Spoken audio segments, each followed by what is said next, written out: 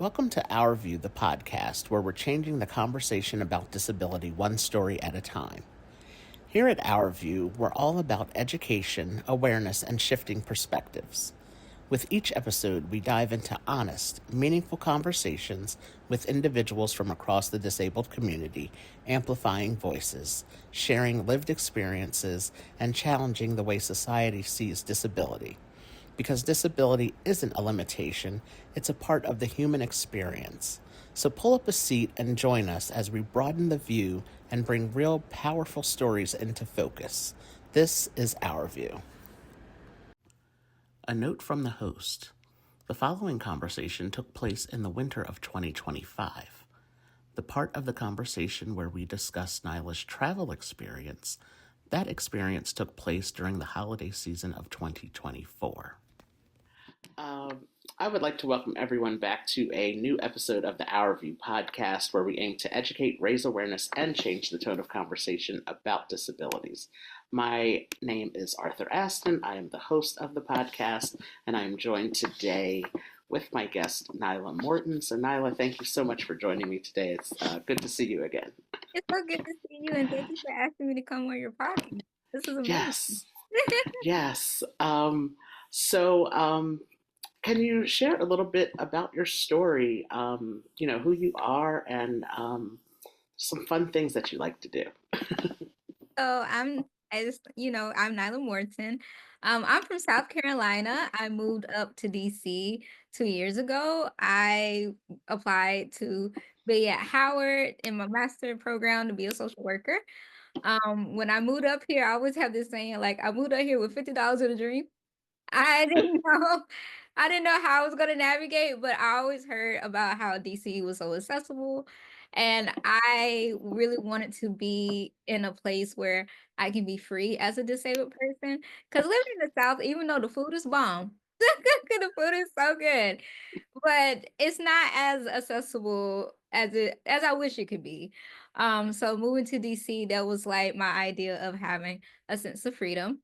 So I moved up here and I have met a lot of amazing people. I'm almost done with my graduate program, so I'll be graduating in May. Yay. Yay! But what I love to do, I love art. Art is something I'm very passionate about. I love to paint. I love to do digital art. I'm now getting into crocheting. I love going to art museums. I'm also a fashionista. Love to dress up. I love fashion. If I can have unlimited funds to just shop, I will do that.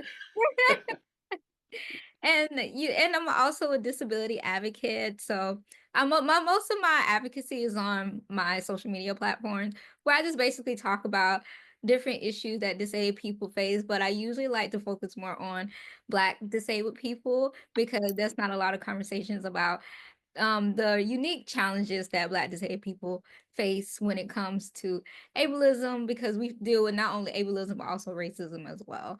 So I like to talk about the intersectionality of race and disability, and also any like taboo conversation that most people feel uncomfortable for disabled people to have. I'm that person to talk about it, because I feel like the best way to learn is to be uncomfortable sometimes. So you can actually question yourself and be like, why am I uncomfortable? And like question those internal biases. Yes, that is so true. They say that's where you begin to stretch yourself when you're uncomfortable. So Yeah. I agree with that, learning, educating yourself about things like that, topics related to disabilities. It can be uncomfortable for people because, as you said, there are topics that are not often talked about. And that's really why I'm so happy that I started this podcast almost 5 years ago already, to have conversations with disabled people, to hear about the challenges that they face. And as you said, living in the South, the food is great, but the accessibility can be improved. And that's for a lot of places. Even in some big cities, the buildings are old and can be difficult to get around in some places. But yeah, so that's great, and congratulations for with your upcoming graduation in May. That's awesome. Social work. I majored in psychology, so we're Oh yeah, we're in that yeah, same yeah, field. yep. That's great. That's awesome. With as much as you're comfortable sharing, can you talk about your disability, what your diagnosis is, and how does it impact your daily life? Yeah, so I have a rare form of muscular dystrophy called ORIC. The way you spell it is ULLRICH. When at the time of my diagnosis, I was around, I think, 9 or 10 years old. When I got diagnosed, I was the only one in the state of South Carolina with my disease, and also number 96 in the whole world. So I always tell people I'm one in a million. Yes, you are, and don't and they should not forget that. That part. So my disease affects the movement of the muscles, so I can walk a little bit, but I can't walk long distances. So this is when my wheelchair come into play to help me navigate the world. It also affects my lungs. I have low lung function, so I have to sleep with a sleep apnea machine to help me breathe. Um, my disease kind of affects me in a way where I have limited mobility sometimes. I may need extra help, or certain things have to be a certain way so I can be able to reach it, be able to have access to it. But I always say that I'm pretty independent for a person living in a wheelchair. As long as things are set up for me to succeed, then I'm able to succeed. And also living in DC, I would say I'm very much more independent with access to public transportation and also other types of transportation like Ubers and stuff. And I would say I can navigate life pretty good so far. Yeah, that's really great, and I always like to ask people to share about their disabilities because I know every diagnosis is different. There are people Mhm, with the with muscular dystrophy who it impacts them differently. mhm. Every single person, so it's but learning, we learn how to adapt, and Yes. Especially in a world that's that's not accessible for yes, disabled people, we learn how to be yes, creative. I think that's the thing about disabled people, how creative we are when we living in a world that try to remind us that we shouldn't, like, we don't deserve to be here, but we like, yes, we do. We're gonna figure it yes. out. Right, right. We'll make it work. We'll make it happen and figure it out for sure. Wow, that is so true. My goodness. So you and I, we actually met back in September of 2024 to be specific, because we have to be specific about this question. Um, we met in September of 2024 at the White House at an event that was celebrating the Team USA Paralympic and Olympic teams. I know you have been to the White House a few times. I so shockingly, I ended up being invited three times before the end of the year. Like it was September, October, and then in December. So it was very strange, but so cool that like the invitations kept coming. um, so can you talk about, and I'll share what I thought as well, but can you talk about how you felt welcome there as a disabled guest, and how you would rate the accessibility of the property, since it is such an older, an older building. Yeah, I would say that, yeah, because I have been to the White House many times, because I was interning at the Department of Transportation. I was working with Mr. Kelly Buckland. He was a disability policy advisor there. So anytime he was invited to the White House, I was also invited to the White House. I would say, like, from the time at that time, they were welcoming, especially when it came to accessibility. Um, I will say it's still pretty old. Like their Hmm. is old, so the way they have to do the accessibility had to be a little bit unique. I remember one time I went to the White House, and I think it was during a holiday to see the decorations, and to get upstairs. Everybody else had to go up the stairs, but I was back in at one of the kitchens to get on Yes. the elevator. And then they was like telling me, oh yeah, no photos, no nothing. I was like, oh, I promise you, I don't want to take no photos. I'm okay. But yeah, they had to take me to the kitchen on that elevator to get me up top so I can do the rest of the tour. I would say, like, I can see. their attempt at the time to make it more accessible, but just because of how old the building is, it's like I call it the last minute accessibility, if that makes sense. Because that Hmm. building isn't made for disabled people, and I think they was trying their best to be inclusive as possible, but I had to keep in mind like this is kind of like the last minute accessibility. But overall, the events that were planned there, who planned them, they were very welcoming and accommodating, and I really appreciate that. Yes. Yeah, I realized the same thing when I was there. I was there in December the last time for the holiday decorations. Mhm. They took us in the West Wing of the White House, and that's what they told us too. The same thing. Okay, like just so you're not tempted, just put your phones away for the next Yeah. like 3 minutes while we walk through here because you really can't take pictures, you can't do anything.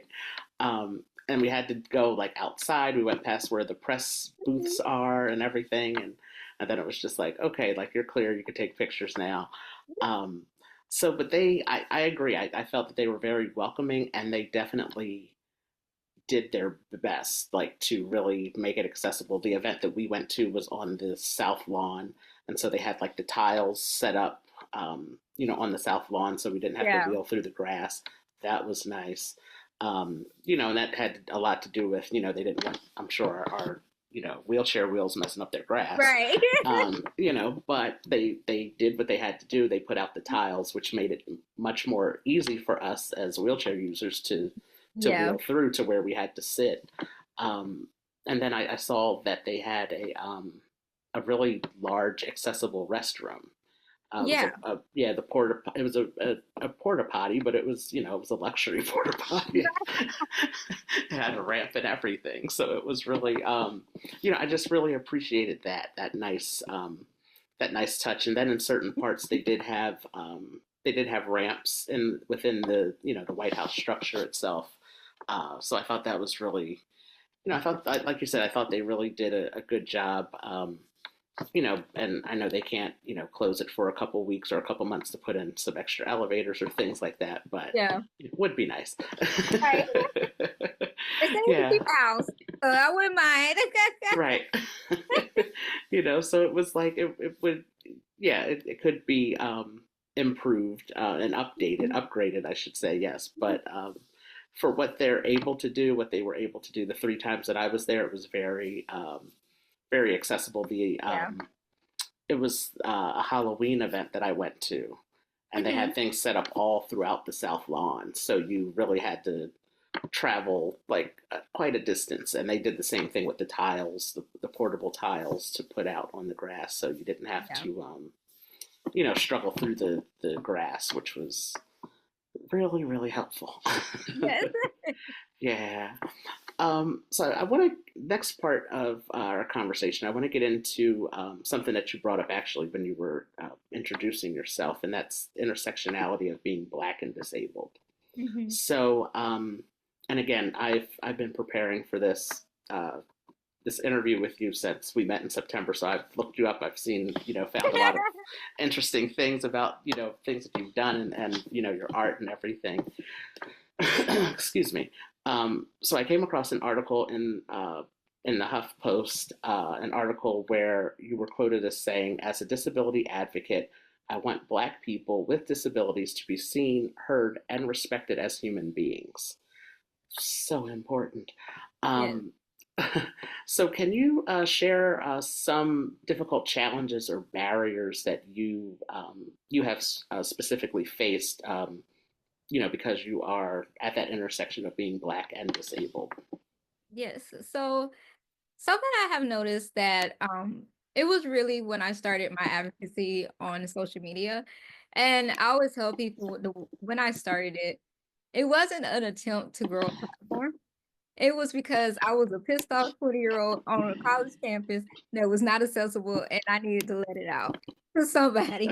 Anybody who could hear me, I was okay. Like that was the goal. Like I didn't even care about it. But my platform started to grow, which I'm thankful because I've been able to connect with so many people from all over, I can say all over the world who are living with disabilities and that was comfortable enough to share their experiences or feel like they had someone that was able to understand what they was going through. But as I noticed connecting with the disability community, there is some division that not always talked about because again, like I said earlier, uncomfortable. It's an uncomfortable conversation that people try to avoid. And also I think it will make people realize they may have been biased towards some disabled people of color, especially Black disabled people. I noticed that whenever there's representation for the disability community, certain people that have a certain look are the face of the disability community. And it gives off this idea that only certain group of people are disabled or only certain group of people are accepted as a disabled person in society. And I can kind of see that in a way I have interacted in spaces, even past this past summer, met so many amazing people, but I have noticed that whenever there is a lot of conversations, um, mostly, how can I say this? You can Mostly, say it. mostly white disabled people were the ones that Mm-hmm. were able to have conversations, that were able to get opportunities. I have even witnessed it like I'm over here still in school, about to graduate, and someone who was a white disabled person, they was like, "Oh yeah, I got a job offer." I'm like, "How?" Like what? Right. Teach me. Like teach me, please, because Right. Show I'm me. and then she was like, "Yeah." She said, "I was telling them like I got like 3 more years to go," and I'm like, "I graduate in May, like." Wow. And I'm over here telling people like, yeah, I'm about to graduate, and I even saying the name. I'm at Howard University, things like that. And it's like, oh, okay, nice. And then with Mm-hmm. her, it's like, oh yeah, we would love for you to come work with us. And I'm like, well, what about me? Like, Mm-hmm. and I noticed that different, like the conversation, and also too, like just unique issues. I know for me when I was in undergrad, whenever I needed accommodation or needed assistance, I noticed the attitude would be different for like towards me than someone who is a white disabled person. I know for me, they would give me excuses. Like one time this person had said, well, maybe you need to change your major to something a little bit more easier since you need Oh. all these accommodations. Oh. Wow. Yeah, but then someone who was a white disabled person, not saying that my disability is worse, but like they would go in and say, "Oh yeah, I got ADHD," and they'll be like, "Oh yeah, you can get extensions." It's like, Mm-hmm. "Oh, okay, like all right." Yeah. And it just, I have always noticed that, but never been able to have a conversation because whenever I did, people were always trying to make it seem like I was, trying to use the race card, or Mm-hmm. it was all in my head, and You're doing too much, and yeah, yeah. I'm doing too much, or Yeah. like the same people would be like, "Oh no, because I went through that too," Mm-hmm. and I was like, I don't think y'all get it. But what really clicked it for me was it was Beyonce and Lizzo when they had a song and it had a word, it had the word spaz. And I didn't know it was an able Mm-hmm. like term. I didn't, because I know in the Black community we tend to use that word to say I'm about to crash out. Um and I noticed that a lot of white disabled people was chosen to talk about their reaction, and I noticed they were being very biased, and it was starting to become very racist. And then when me and along with other Black disabled people was trying to call them out on it, they were trying to make it seem like we was the issue, and Mm-hmm. then trying to say, "Oh, you're just trying to excuse them." But they didn't understand, like you can call out people who are being ableist without being racist. Right. Because then I noticed, like if one of their favorite singer who's white, they say they do something ableist, I noticed that they would find an excuse like, "Oh, well they don't know, well people deserve the chance to learn and understand." It was like there was Mm-hmm. grace giving, but yet Yeah. Beyonce and Lizzo, all of a sudden they everything but a child of God. Mm-hmm. Yes. Yeah, so I always noticed that difference in behaviors as Mm-hmm. I've been, part of the disability community. And they'll always try to bring up those conversations. So because it's very important that we be inclusive, like for the disability community to advocate to be included in society, we also have to be inclusive with each other. Yes. Yes, that's so true. And one thing that you started off saying you didn't necessarily mean to, think that you were going to have this big platform. You started off because you were just pissed off about something, which is how a lot of these conversations start because something impacts us, so we want to talk about it and and figure out why things are the way they are. How can we make a change? How can we fix things? So that was really really important. Like you were just going online to say something about how your life was impacted by the inaccessibility of things, and then it turned into you having a large following of people, and I've really noticed that, and I'm 43, so I've really noticed the lack of representation in the online space of black people, black disabled people, Hmm. people of color with disabilities. And for me, I can think about, I don't know if it's changed much, but I know for me, it was, we didn't talk about my disability. We didn't talk about it outside of the house, so it's kind of like, Yeah. okay, yeah, you're disabled, but like, we don't, let's not bring it up. Yeah. And that's just how it was, in my family, and I know a lot of other, a few other black disabled people who have said the same thing about their family.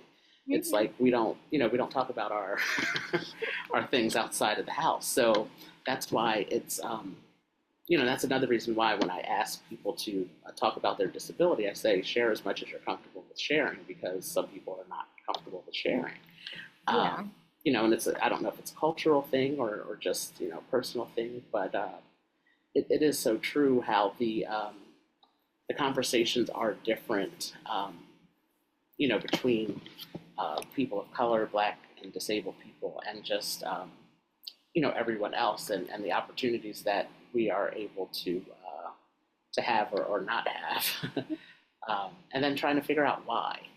Because, Yeah. like you said, because if we bring it up, then it's like you're pulling the race card, or you're pulling the disabled card, and it's just like, Hmm. yeah, but like I think that's really what it might be. Like it really might be that. So it's a difficult world to navigate out here, It for really us. is. Yeah, it is really difficult for us to navigate. I know I had a few situations where the job that I have as executive director of a nonprofit, where I do a lot of my communication with people through email and through the phone. So when people show up to something in person, they see me in my wheelchair, they walk right by me to ask someone older than me and someone who is maybe white, Hmm. I'm looking for Arthur Aston. And they're just like, oh, you walked by him and didn't even speak to say hi to him. Like Right. that's him right there. And it's like, oh, I'm sorry. It's like, yeah, why does that kind of stuff happen? I don't know. Yeah. We are my job is, our organization builds inclusive playgrounds. So we have a playground where we host a day of play for students with disabilities from different areas, schools, local schools. And we were out at the playground one day, and there were three men and one woman in a business attire, and they were just walking around the park looking. And the park is sometimes rented out for events and things like that. So I could tell they were kind of curious in something. So I just went over to them, introduced myself, and I said, is there something I can help you with? I can Hmm. give you any information I can help you with. Do you have any questions? And they, no, no, we're fine, we're fine. So the people I work with who are older than I am, actually, it's the family who started the nonprofit in memory of their grandson. Um, the same four people walked over to them and said, "Oh, we're interested in hosting our business, end of year cookout or something here." They said, Yeah. can you give us information on how we can, set that up? And thankfully, the people I work with, they said, yes, you can ask him. Yeah. And they pointed back to me. And the look on their face was just like they knew they really messed Yeah. up.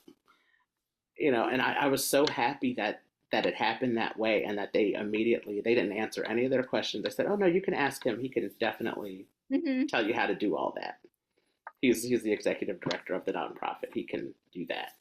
So it's great to have people like that around who will acknowledge. You Hmm. acknowledge it without acknowledging it. It's like, we Yeah. saw what you did. like we Okay, did. it's not okay. Right, we saw what you did. Yeah, we're not going to really call you out on it, but we'll force you to talk to him. Right. Since you tried to avoid him, so Right. we'll do that. That's what we'll do.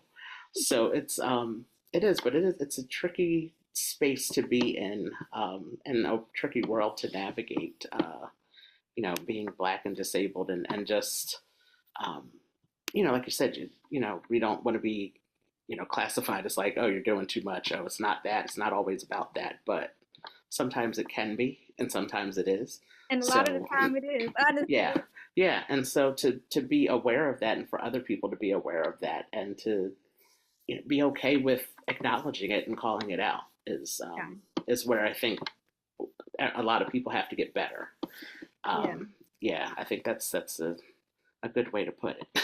And I also think too, like when you brought up culture, I always have told like people, like white disabled people have the privilege to talk about ableism and to talk about disabilities and be able to have like form opinions and what is hurtful and all that. Cause like for me, I know it's a lot of stuff that I'm learning that's as I'm getting older and being in the disability community, like what is ableist, what is not. And understanding that disability looks different for every culture. Like that, I grew up like that too. Like, yes, I'm disabled, but it's nothing to discuss. That's it. And I also feel like that comes with like we already get discriminated against enough because of the color of our skin. And it's like the way we think is like, okay, if we don't talk about it, maybe, Hmm. maybe we ain't got to worry about that discrimination. We don't have to worry about the added discrimination you're gonna get because you're disabled. It's like we're taught about disabilities in different ways, and sometimes I don't feel like that's respected. It's like it's expected of us to understand disability right away in the right way, and it's like what is the right way of learning disability and ableism? Because certain things that they may feel as ableist to us, that's survival. Wow. Yeah. That is wow. That was good. That's a good quote. Wow. So I want to continue in this conversation about intersectionality, and we've gotten into this already, where part of this conversation where we said that we noticed the lack of representation in the social media world for Black and disabled people, and our voices being heard in the social media space. Um, and we also that also carries over to the lack of Black and disabled people on TV and in movies, and um, everywhere, music videos. We can we Right. can keep naming everything. And so you actually noticed that as well, and you mentioned that you're into art, which is really cool. I am not talented in that way at all, so great. That's really great that you're able to do that. Um, but noticing that lack of representation of Black and disabled in the visual arts, um, so you make sure that you include them in the artwork that you do. Why do you feel that that is important, for the art, in the art world and for society? The reason why I feel it's important for me to include being Black and disabled in my art is because I want people to see the beauty in it. Like, I feel like because something I noticed, even with just being Black and like the art that's being represented, sometimes it can be very I don't know what's the appropriate word, but it's sometimes I don't really represent, the true meaning of being Black. And then when I do see Black artists represent Black people, it's so beautiful.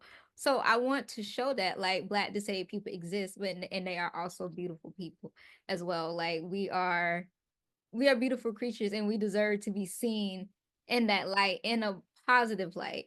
And also I want to highlight like we exist. I feel like it's so easy for us to be forgotten. And I love my black community, I do, but ableism is big in the black community as well. And something I wanted to highlight, like we exist in both of these communities, and we deserve to shine while we in these communities. Like we don't deserve to have our existence erased just because people are uncomfortable with our blackness or people are uncomfortable because of our disability.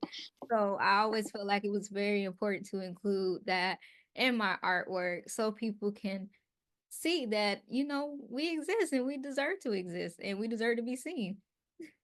Yes, absolutely. Ever all of it. All of that for sure. And it again, I love artwork.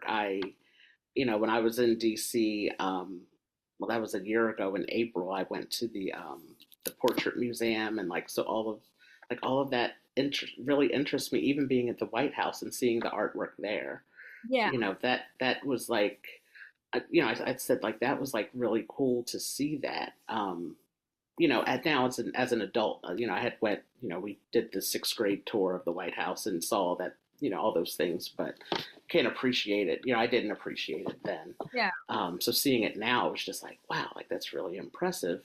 Um, but again, like what we were just saying, even in the White House, there's the lack of representation of, black people in that artwork. yeah, Because of the times, of course, when most of it was, created. But it's really just it's so important that we are represented uh, in an accurate way right. in the world, in the artwork, in the movies, and every in every space. So I'm so glad to hear that you are doing your part of making sure that that happens. So thank you Yeah. for that. I want to shift a little bit right now to, in addition to this podcast, I also host a an online news segment called the Disability News Report, and so I report on news stories that relate to disabilities. Mhm. And I think it was late in 2024. It might have been the first episode I did in 2025. For that, I came across a story that mentioned your name in it, and it blew my mind. And it was the story of when you traveled back home from Washington to for the holiday for Thanksgiving, Mhm. and transferring you from the aisle chair to your seat, and they dropped you on the airline, and oh, that pissed me off so bad. Oh my gosh. Um, and to read the story and then to see your name, and I said, oh my gosh, like I know her. Like, and I sent my mom was at the White House. With me when I met you, and I was just like, "Mom, this is her. This is Nyla, who we met." Um, can you talk about that experience? And it's been a few months since it occurred, but can you talk about the effects, the lasting effects it still has on you today? We're recording this actually on St. Patrick's Day, March 17th. So can you talk about that experience and the effects that it still has on you today? Yeah, so just to give a little bit of background about what happened, I was traveling back home to South Carolina for Thanksgiving. And this wasn't my first time flying by myself. My first time flying by myself was in December 2023 when I went home for Christmas. And it was successful then, and then I was thinking it should be successful this time. But unfortunately, going there and coming back, I dealt with a lot of traumatic events during the travel. But the one I would say was very significant was me going back home and I was dropped. Um it could have been avoidable. The assistant who was supposed to help me, she did not want to wait for the appropriate staff that could help me. She was rushing, and so she got somebody else. And they dropped me on the arm seat of the airplane seat, the armrest of the airplane seat. And yeah, I got a bruise. I've been in pain ever since. The whole experience itself has traumatized me. Um, it really messed me up mentally, even though it did hurt me physically, but mentally, I would say it it messed me up. That's the best way. Mm-hmm. Because it got to the point where I was being in my apartment all the time. It was so hard for me to go out to like just going to my internship to school. Like I would have so much anxiety because it was going through my head was like, what if I need help and somebody just mistreat me for it? Like, what if I drop something, I ask a stranger, hey, can you pick that up? And they just mistreat me for it. Also, like, I just didn't like having to do anything. Also, like, I had to go back to therapy because I wasn't in therapy, not because I don't believe in it, but like, I was fine before. Mm-hmm. I had to go back into therapy, and I was like, I worked so hard to be independent. Like I moved to DC so I can have a sense of independency. And yet I feel like they got stripped away from me. And I don't think people really understand the traumatic impact it has when you travel as a disabled person and things go wrong. Like they think it's just a simple mistake, but it's not. It's not a simple mistake because like I said, I got injured and I've been in pain ever since. Like I'm on pain medication and I have to go see an orthopedic now because my pain haven't stopped. Like it's managed with pain medicine, but yet I'm just thinking like on long term, like am I gonna have to be on this pain medication for the rest of my life just to manage my pain? And being as a disabled person, anybody can tell you you do not want to add any extra like pain or any challenges on top of what you have going on. So, I would say like I have like real bad anxiety now. I'm on anxiety medication as well, just so I can function throughout the day, just so I can go out to places and not stay stuck. I would say like I am a little bit better than what I was, and I think that's just the help of therapy. Also, my like support like system, like my family, my friends. I'm glad it was there for me and very open, but something that I do want to share is like that moment put me in a very dark place. Like I really was at my wits end because as a disabled person, when you have to deal with ableism almost literally every single day in your life and then that happened, it get to a point. It gets to a point and I got to my point where I was like, I feel like I should just end it. Like I had that thought cross my mind and I had a plan and everything. Like I was like, it doesn't matter because I'm always reminded every day that I don't matter, and it's just probably best if I just leave this world. I feel like that's just best because I'm just tired. I'm over it. Like all I want to do was just spend Thanksgiving with my family, and yet that I couldn't do that. And then also too, it was people who saw my story and some of the negative comments when people was like, "Oh, why are you, traveling by yourself? Why are you don't have an aide with you? Like this is your fault for even thinking like the airplane staff isn't your aide or isn't your nurse." Like all those negative comments got to me because I'm like, why is my fault that I just want to be treated as a human being? Like Mm-hmm. but I'm very thankful for my support system because if it wasn't for them, I don't think I'll be here. I really appreciate them always being there for me. Even like my friends, how they will always come over, and just even would just sit down with me and watching TV. It really helped. And also, like it was one time I wanted to go somewhere, but I was nervous, and my friend was like, "Hey, I can go with you, so you don't feel so nervous." And them just encouraging me every single day, and I really, really appreciate that.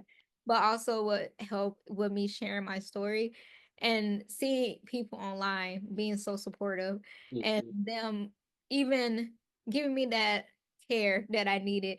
And they reminded me like my existence is important and I shouldn't allow ableism to take that away from me.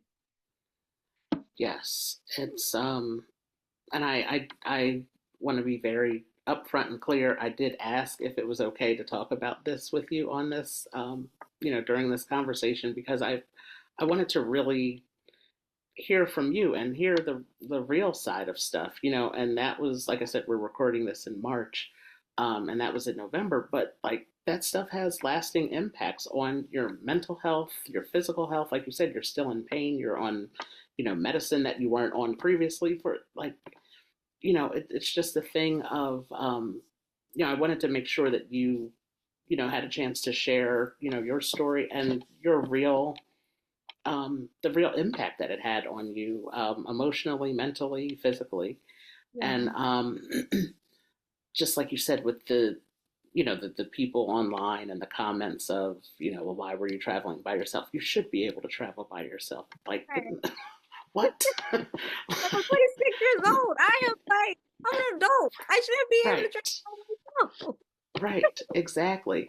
And the thing that made it more interesting, for me, that story is that, um, I know you said you were interning with the Department of Transportation, and I know they've done so much to try to improve the travel experience for those of us with disabilities, and it's just it was really wild to see. And I know they talk about the how many airlines damage like wheelchairs and other mobility And devices every year, and but we don't often hear about situations like yours where an actual passenger is injured, uh, because of lack of training or whatever it is. Like you said, impatience on the part of the employee.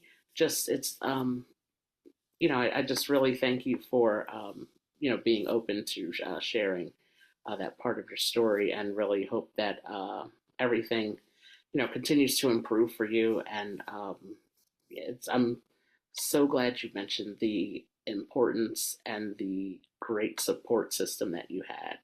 That makes so much of a difference.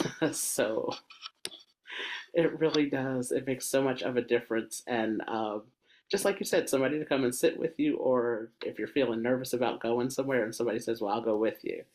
Like yeah, just to have that extra boost and extra support of making you realize that, like, it's nothing, nothing is wrong, like, for you to want to go out and just live life and, like you said, be independent.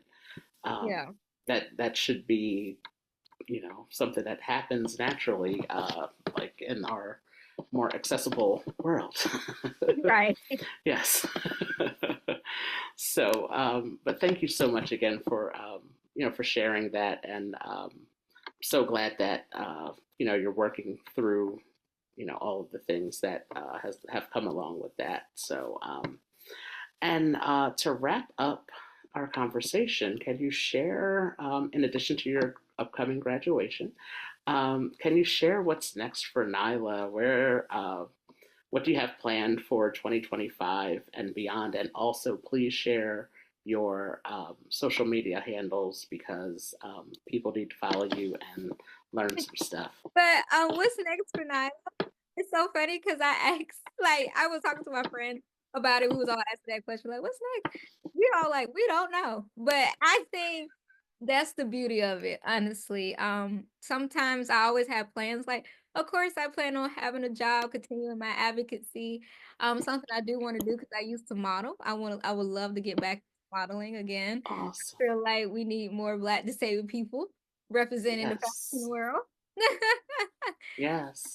And I'm just open to whatever the universe brings me. I'm just excited to see what the future holds me. I know I have a bright future ahead and I can't wait to see what's all in stores for me, but right now I'm just taking it one day at a time and I'm just more focused on I'm going to be getting my masters.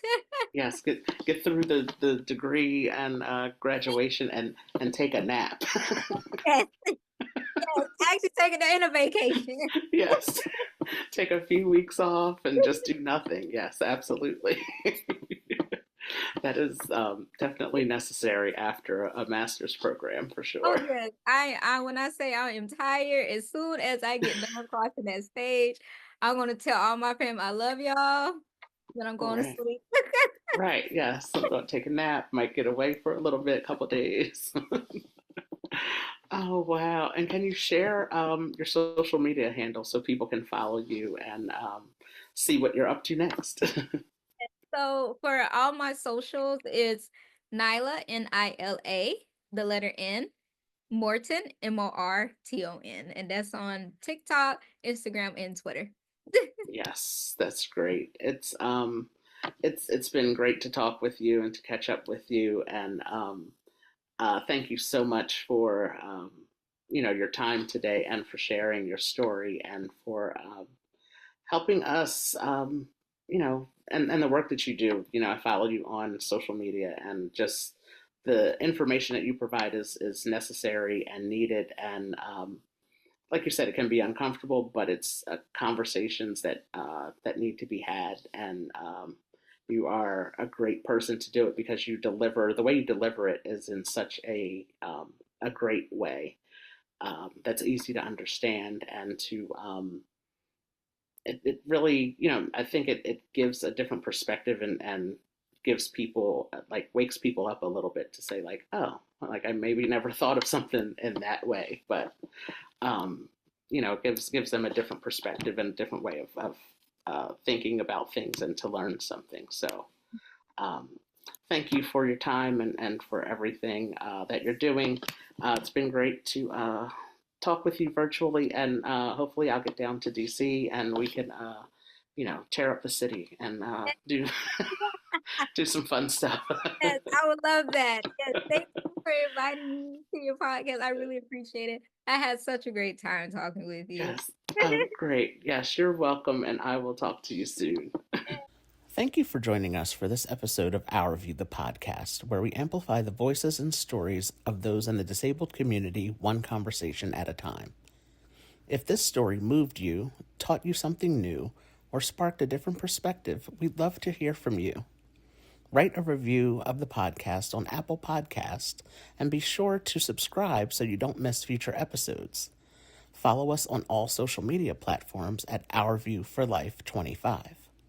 At Our View, we believe that disability is not a limitation. It is a powerful part of the human experience. So until next time, keep listening, keep learning, and keep seeing the world through our view.